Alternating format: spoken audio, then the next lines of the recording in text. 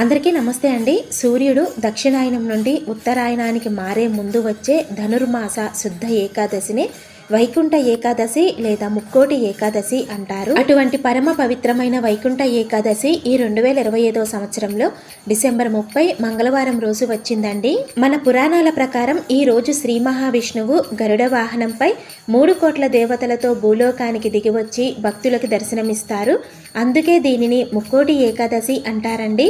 ఈ ఒక్క ఏకాదశి 3 కోట్ల ఏకాదశులతో సమానము. కాబట్టి ఈరోజు మనం చేసే పూజ కానీ, జాగరణ కానీ, ఉపవాసం కానీ 3 కోట్ల దేవతలకు చేసిన పవిత్రతను, పుణ్యఫలాలను ఇస్తుంది. వైకుంఠ ఏకాదశి రోజున ప్రతి ఒక్కరూ కూడా ఆ శ్రీ మహావిష్ణువుని ఉత్తర ద్వార దర్శనం చేసుకుంటారు.